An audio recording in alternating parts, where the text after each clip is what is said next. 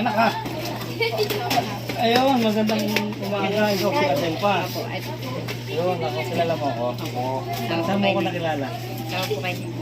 Okay. So, ano dyan si... So, ito bahay nyo? Opo.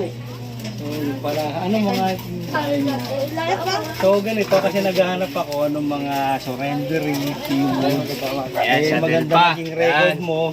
Kasi At Rodolfo. sa barangay dahil nagbago. So, imbes na gumagamit ng illegal ng droga. So, para Ba't sa ang mga daming anak, bata? para sa pamilya, so nagbabangka ka raw. So, yan nga yung bahay, nakita natin. So, bulok. Hindi na tayo papasok at hindi tayo kakasya marami. So, meron akong bibigay sa inyo. Sana makatulong yung grocery, tsaka yung bigas. So, ito yung grocery.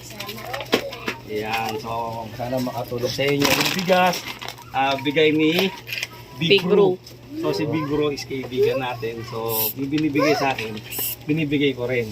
So, sa shoutout ko na rin dito sa mga taga Nabotas, yung mga advocacy support group ko dati, yung Magnificent 7, yung Tinimbang Brothers. So, ito, pwede kayo sumama sa akin, makatulong. At si Aiko, Ikes. So, nandito ako sa Nabotas, marami tayong bibigyan dito. Pwede nyo ako samahan at pwede rin kayong magdagdag ng mga grocery. So, shout out, Magnificent 7, Reynaldo Tinimbang, kay Aiko at kay Kamaeng, yung Agila. So, Leti, dito na ulit ako sa Nabotas at alam nyo marami tayong supporter dito sa Nabotas na pwedeng tumulong na ganyan. So, sana madagdagan sa mga susunod na bahagi natin. So, ayan, ilan ang anak nyo? 8 po. So, 8 anak, walang hilig sila. So, ito ang libangan nila pagka umuulan siguro malamig. So, nagpo-produce sila, nagmumultiply. So, ano masasabi nyo ngayon? At kahit pa paano, meron tayong grocery para sa inyo. So, dapat tuloy-tuloy lang yung pagbabago. Ayun, no? Ano masasabi? Salamat po kami sa binigyan niyo po sa amin.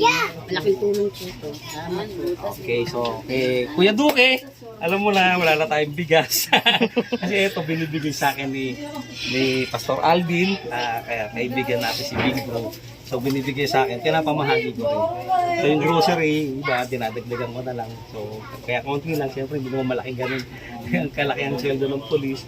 At ngayon, pagka may magbibigay, dadagdag natin para sa mga kagaya nyo, yung mga P-Woods. So, dito sa Barangay San Jose, yung mga active. So, kayo isusunod ko. So, yun lang. At thank you. Thank you. Salamat. Saan mo yung bahay niya? Pakita mo yung pinto. Ito pinto mo. Ayun po. Pinto namin po. Malay mo, may makapanood ng vlog natin at ipagawa yan. Kasi nung nasa Nabotas ako, merong mag-asawang doktor tsaka doktora sa Market 3. So, hindi naman yung pinagawa. Nagpakain sila, tapos nagbigay sila ng maraming ng grocery rin. Malay mo, may makapanood, mag-download na ka. Mapuntahan ka at malay mo, magawa ko. May magandang loob. So, yun lang. Thank you. Ito, anak mo na rin. Kakaunti. Sino may sakit? Kahapon. Ito po. Buti wala na. Wala na po.